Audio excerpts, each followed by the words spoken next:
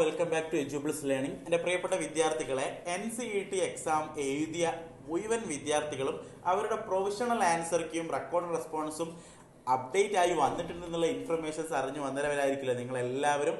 അപ്പോൾ നമുക്ക് ഇന്ന് ആ വീഡിയോയിൽ എങ്ങനെ നമ്മുടെ ആൻസർ കീ ചാലഞ്ച് ചെയ്യാം, അല്ലെങ്കിൽ എങ്ങനെ നമ്മുടെ റെക്കോർഡ് റെസ്പോൺസ് ഡൗൺലോഡ് ചെയ്യാം എന്നൊക്കെ നമുക്കൊന്ന് നോക്കാം. വളരെ സിമ്പിൾ ആയിട്ടുള്ളൊരു പ്രക്രിയയാണ് ഇത്. NCET എക്സാമിന് നമ്മളിപ്പം ആൻസർ കീ ചാലഞ്ച് വേണമെങ്കിൽ നിങ്ങൾക്ക് കൊടുക്കാം. ഏതെങ്കിലും ഒരു ക്വസ്റ്റ്യന് നിങ്ങൾക്ക് NTA തന്നിരിക്കുന്ന ഓപ്ഷൻസ് തെറ്റാണെന്ന് തോന്നുന്നുണ്ടെങ്കിൽ അതിൻ്റെ വിത്ത് പ്രൂഫോട് കൂടെ അപ്ലോഡ് ചെയ്തുകൊണ്ട് നിങ്ങൾക്ക് ചാലഞ്ച് ചെയ്യാം. 200 രൂപയാണ് ഫീ ആയിട്ട് വരുന്നത്. അപ്പോൾ നമുക്കത് എങ്ങനെയാണ് ഒരു പ്രോസസ്സ് കാര്യങ്ങളൊക്കെ എങ്ങനെയാണെന്ന് നോക്കാം. അങ്ങനെ ചാലഞ്ച് ചെയ്താൽ NTA അതിൽ അവരുടെ ഭാഗത്തുള്ള തെറ്റ് കണ്ടെത്തിയാൽ റിവൈസ് ചെയ്ത് കറക്റ്റ് ആൻസറുമായിട്ട് ഫൈനൽ ആൻസർക്ക് ഔട്ട് ചെയ്യും. അതനുസരിച്ചായിരിക്കും സ്കോർ കാർഡ് കാര്യങ്ങളൊക്കെ വരിക. അപ്പോൾ നമുക്ക് എന്ത് ചെയ്യാം, എത്രയും പെട്ടെന്ന് നമുക്ക് വീഡിയോയിൽ നമുക്ക് ആ ഒരു പ്രോസസ്സിലേക്ക് പോകാം. ജസ്റ്റ് നിങ്ങൾ ഗൂഗിളിൽ പോയിട്ട് നമുക്ക് എന്ത് ചെയ്യാം, NTA എന്നുള്ളിടത്ത് NCET 2026 എന്ന എക്സാം അടിച്ചാൽ NCET എന്ന് അടിച്ചാൽ നിങ്ങൾക്ക് എന്ത് ചെയ്യാം, NCET എക്സാമിൻ്റെ സൈറ്റിലേക്ക് പോകാനാവുന്നതാണ്. അങ്ങനെ NCET എക്സാമിൻ്റെ സൈറ്റിൽ പോയാൽ മുകളിൽ തന്നെ ഇതാ ആൻസർ കീ ചാലഞ്ച് NCET 2026 എന്ന സ്ഥലത്ത് ക്ലിക്ക് ചെയ്താൽ ഓട്ടോമാറ്റിക്കലി നിങ്ങൾ എന്ത് ചെയ്യും, ആ ഒരു പേജിലേക്ക് റീഡയറക്റ്റ് ആവും. ഇവിടെ ചുവപ്പ് കളറിൽ കൊടുത്തിരിക്കുന്ന NCET ആൻസർ കീ ചാലഞ്ച് 2026 എന്നുള്ള ക്ലിക്ക് ചെയ്താൽ ഒരു എക്സ്റ്റേണൽ നിങ്ങൾ റീഡയറക്റ്റ് ആവും. അവിടെ നിങ്ങളുടെ ആപ്ലിക്കേഷൻ നമ്പർ, അതുപോലെ തന്നെ പാസ്വേഡ്, ക്യാപ്ച എന്നിവ അടിച്ചു കൊടുക്കുക. അപ്പൊ അങ്ങനെ അടിച്ചു കൊടുത്തതിന് ശേഷം ക്യാപ്ചയും കൂടെ അടിച്ചു കൊടുക്കുകയാണ് ഇവിടെ. അപ്പം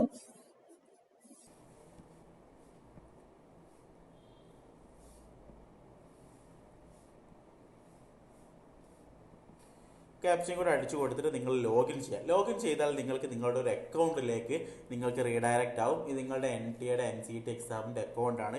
ഈ അക്കൗണ്ടിൽ നമ്മൾ ഓൾറെഡി രജിസ്ട്രേഷൻ കംപ്ലീറ്റ് ചെയ്ത് ആപ്ലിക്കേഷൻ ഫോമും ഒക്കെ ചെയ്തതാണ്. ഇതിൽ താഴോട്ട് നീക്കിയാൽ നമുക്ക് എന്ത് ചെയ്യാൻ പറ്റും, ഇവിടെ നമുക്ക് ഓൾറെഡി നമ്മൾ കൊടുത്തിരിക്കുന്ന കൺഫർമേഷൻ ഡൗൺലോഡ് ചെയ്യാൻ പറ്റും. അതിൻ്റെ താഴെയായിട്ട് 2 പേജ് കൂടെ ഇപ്പോൾ പുതുതായിട്ട് വന്നിട്ടുണ്ടാവും.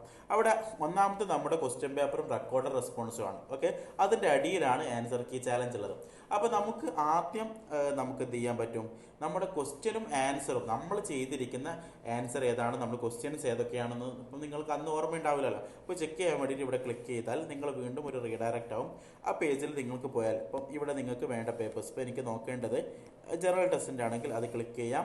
അതിൽ നിങ്ങളുടെ മോഡ് ഓഫ് ഇൻസെക്ട് കൊടുക്കാം. അപ്പോൾ ലോഡ് ക്വസ്റ്റ്യൻസ് അടിച്ചാൽ നിങ്ങളെ ക്വസ്റ്റ്യൻസ് താഴോട്ട് ഇങ്ങനെ കൃത്യമായിട്ട് വരും. അവിടെ ഇതൊക്കെ നോട്ട് ആൻസേർഡ് ആണ്. അപ്പോൾ ആൻസർ ചെയ്തതാണെങ്കിൽ കറക്റ്റ് എന്ത് ചെയ്യണം, കുട്ടി ആൻസർ ചെയ്തിരിക്കുന്നത് 3 ആണെന്ന് പറഞ്ഞ് കറക്റ്റ് ഇവിടെ കൊടുത്തിട്ടുണ്ടാവും.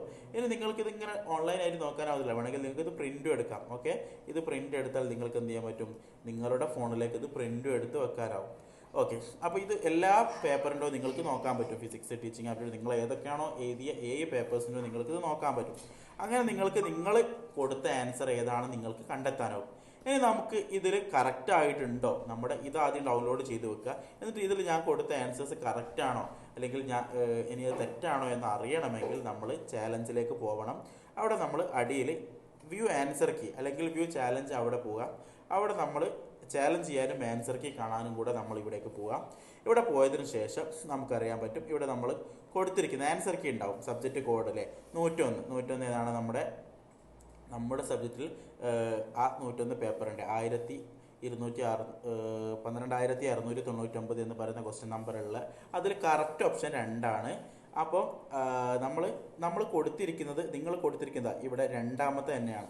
അപ്പോൾ ഈ കുട്ടിയുടേത് കറക്റ്റാണ്. ഇവിടെ കൊടുത്തിരിക്കുന്ന ആളുടേത് കറക്റ്റ് ഓപ്ഷൻ തന്നെയാണ്. അയാളും ക്ലെയിം ചെയ്തിരുന്നത്. അപ്പോൾ അയാൾക്കത് ചലഞ്ച് ചെയ്യാനൊന്നുമില്ല.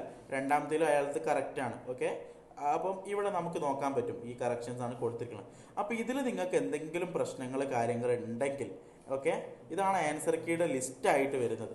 അപ്പോൾ ഇത് നിങ്ങൾക്ക് സ്ക്രീൻഷോട്ട് എടുത്ത് വെക്കാം. ആൻസർ കീ സ്ക്രീൻഷോട്ട് എടുത്ത് വെക്കാം.